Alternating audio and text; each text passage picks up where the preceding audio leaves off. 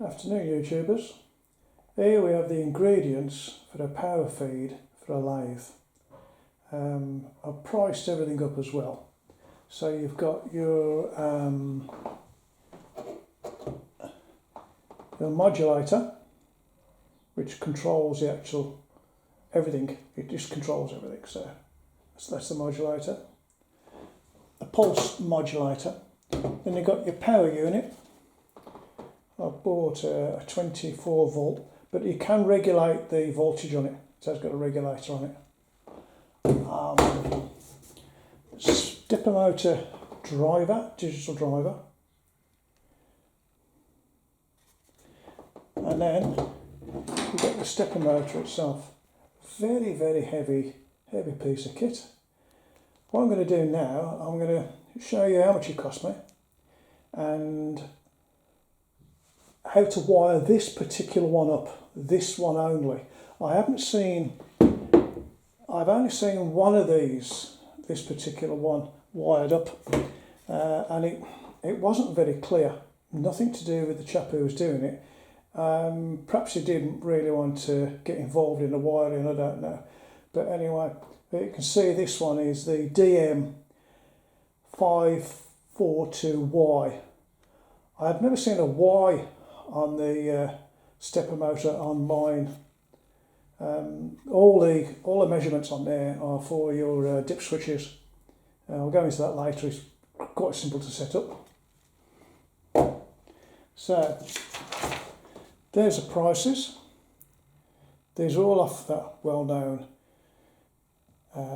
website, eBay. So it was between £12 and £9 for the pulse width modulator. The 24 volt power supply was £22, and the stepper motor and the stepper motor drive came all in one as a kit, which was £52. A total of between £86 and £83. That's for everything. Obviously, we've got to throw in a little bit of wiring. But what I'll do now is I'll go step by step through the actual wiring, and I'll just take it as easy and as simple as possible.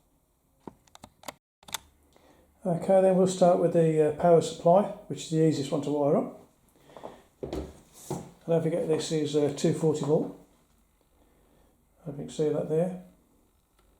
We've got the brown wire going to the L live, the blue wire going to N neutral, and the earth wire, which is a green and yellow, going to the earth. You can see that there. So you've got live, neutral and earth. Those are the three. I've also fitted a 3-pin plug with a 3-amp fuse in it. So that's the easy bit. But if you're not happy, also this supply unit has a little door on it, so you can click it down. So it covers the terminals up. When you're wiring it up, don't have any straying bits of wire coming out, because that can either give you an electric shock or it can short out the other terminal to it. So that's the easy part. Now we're going to do now, I'm going to wire the commons and the two commons and 2 positives voltage. And as you can see there, that's the voltage adjustment, which is a little screw just down there. You can see that just down there, if the light's any good, but it's just by my finger.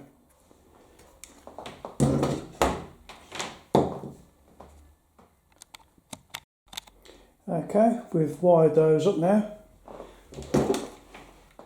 As you can see, 2 blue ones to the common, 2 brown ones to the V positive. That's your voltage.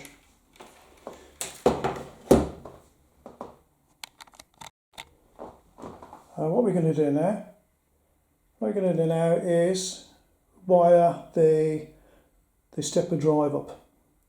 So we'll put the live connections to it first, which are one of the blue ones and one of the brown ones. Obviously, V plus and V minus. Okay, as you can see there, the blue one is going to the V1 and the brown one is going to the V plus. What we're going to do now is wire up the stepper motor to the stepper driver. There's 4 cables. You've got green, red, black and blue. Now it's on the instructions, it's black and green are a pair, red and blue are a pair. So what we'll do now, we'll wire that up and I'll show you how it looks.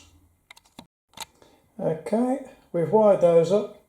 It's a blue to B negative, which is B with a line on it. It's red to B with a plus on it. It's green to A with a minus on it.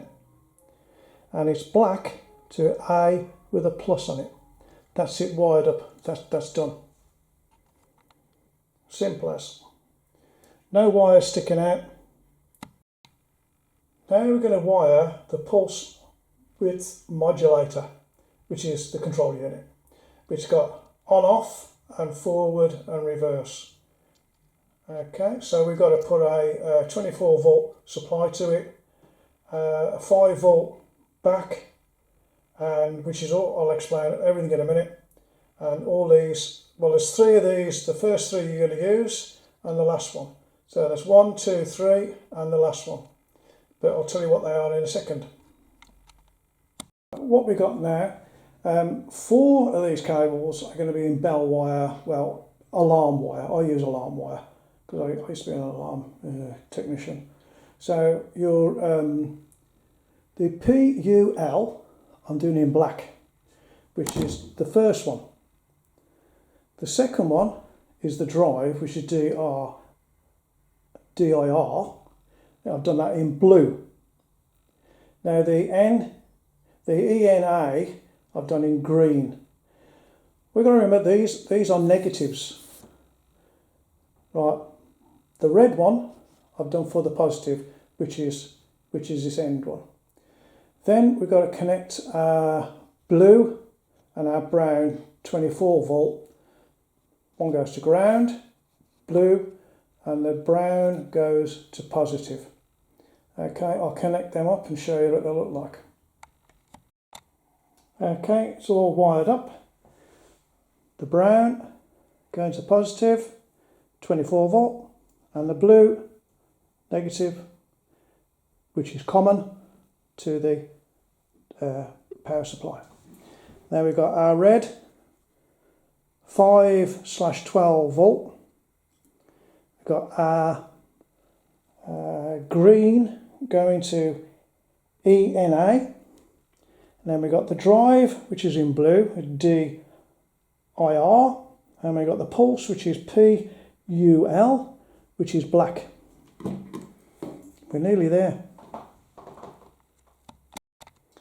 Okay, we're going to wire up the pulse modulator to the actual drive itself, the stepper motor drive, which is it's all in the low voltage cable anyway, which is the bell, or I use alarm cables because I've got lots of it.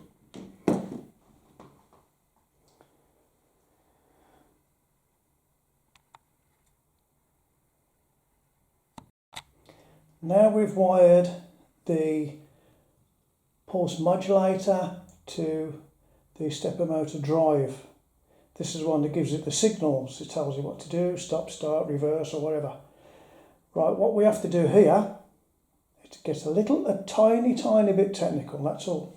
Now what we've done, we've put our black wire to the PU, which is the pulse. We put the blue wire to the drive, which is DR. They are minuses. All these cables here are minuses, what I'm going to call out now. So the PU is a minus, which goes to minus. The DR is minus, blue, the MF, which on this diagram here, coming from the modulator, is ENA. So ENA is the same as MF. That's a negative minus. The 5/12 volt cable, which is a red one, is going to the NF positive, which is the red one. Okay. Now what we have to do with the what we haven't got three other supplies of positive coming to this board from the modulator, pulse modulator. And what we need to do, which is quite simple, is where that positive one is there, the red one, we need to put a red cable in there and go to DR plus, put a cable in there, and then from there we need to put another cable in from PU plus. So all we're doing is putting a wire to there and then to there. I'll do that now and I'll show you what it looks like. Right, I've done that.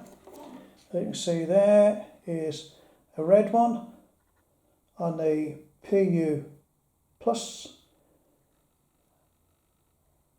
two red ones going into the DR plus, and then where our original one has come from the module, the pulse module, which is a red one, going to the MF plus. So there's 1, 2, 3. That's all we're going to do. And all we're going to do now, we're going to turn it on. Let's see what we've got. Put that over there a bit. Now, if everything's correct, you'll get a green light on your drive. If it's wrong, it will show you with a red light. Okay, that's our modulator. And what we don't want to do is put anything on top of each other, because all these terminals on the back of here are live. So we don't want them touching any steel table, anything. So if you are working on a steel table, I strongly suggest you get a nice piece of thick cardboard, plastic, anything other than steel, because you will run into massive problems. And don't forget, we're playing about with 24 volt cable, 24 volt. So that can potentially kill you. I'm going to drop the door down on there. All the connections are done. I've tested them, I've tightened them. All I've got to do now is turn it on. And if we get a green light on the module there, it'll go red and it'll go green. And I'm just going to plug it in.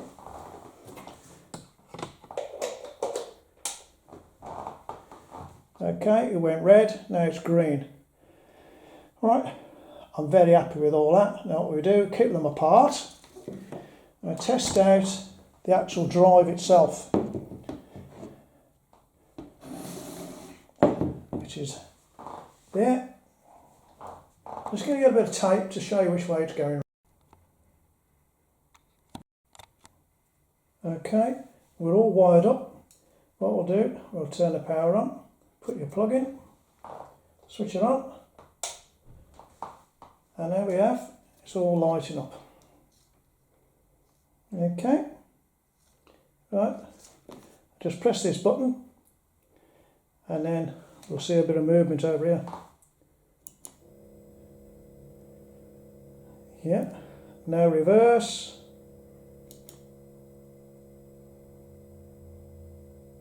Now speed it up. Slow it down, speed it up. This motor is that silent. When you pick it up, you can't hear it. It's only vibrating on the table. So anybody who's going to mount this, I would mount it on a bit of a cushion, because it's just humming away. Absolutely brilliant.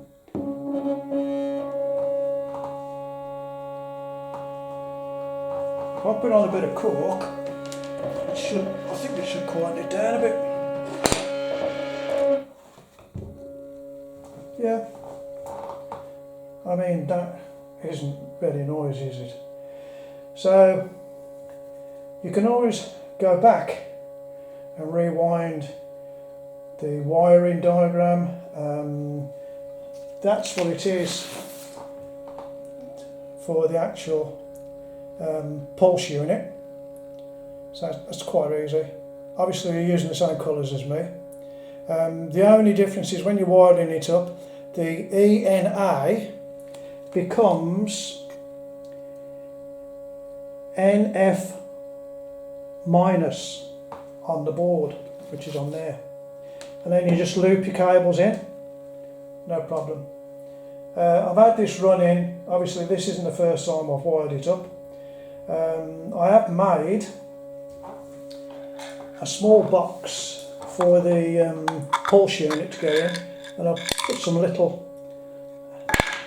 those little plungers are going to go on the on-off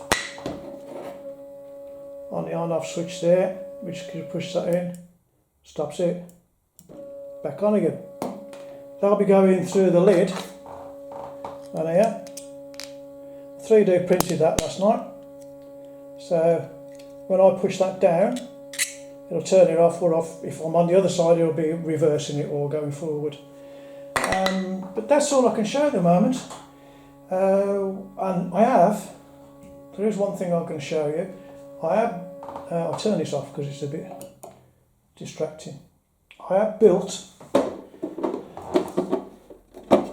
I'll zoom out because this is a big box.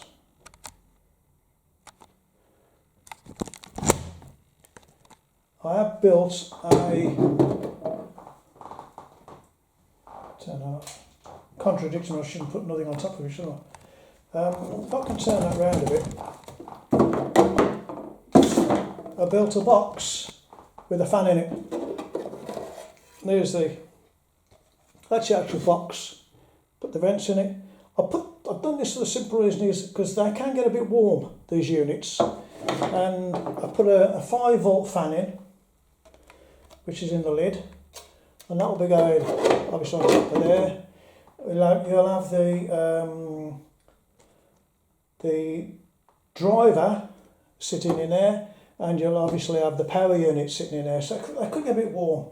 So I've tested that with a 5-volt. I'm not going to tap into the supply of any of this. I'm going to give the fan a separate supply with an on-off switch. So if it's a hot day, I'll switch it on. If it's a cold day, I'll leave it off. I don't want it running all the time because it can cause a little bit of condensation sometimes.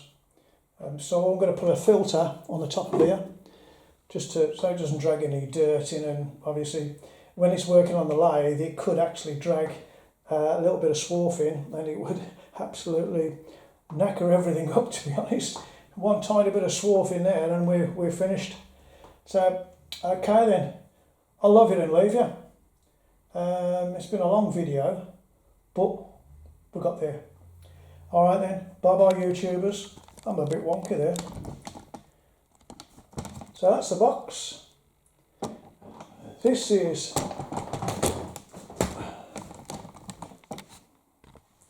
there's a gubbin, the box, there's a box, here's what we've done today, and if you're not too sure about wiring this up, please don't do it. Get someone who's experienced, an electrician, anybody like that. It is fairly straightforward, it's not rocket science. Some people get a little bit confused on the dip switches, which is, I'll run through that in another video, because there's a table you have to use, and I'll do that on another video. It's not hard. So within a day or so I shall be running through that and record that for you. So happy wiring, and don't blow yourself up. And I am not responsible for your wiring. Please make that understood. I am not responsible for your wiring. Okay, and happy wiring, happy turning after you've done it all. In the next video, obviously, I'll be doing the dip switches for you, and the video after that, I'll be putting it into practice on the lathe. We've got to make some pulleys. I might 3D print the pulleys, see what happens, just for the crack, just see if they're strong enough. I'm going to do them in PG, PET G, so they should be strong enough, and that's what they build the printers out of, because I've got a Prusa, and their equipment is printed out in PET G, so I'm going to use that, see what happens. If not, I'll just have to make one up myself. Anyway, happy days, happy printing, happy turning and whatever else you're doing, and ride on England for the cup. Bye bye.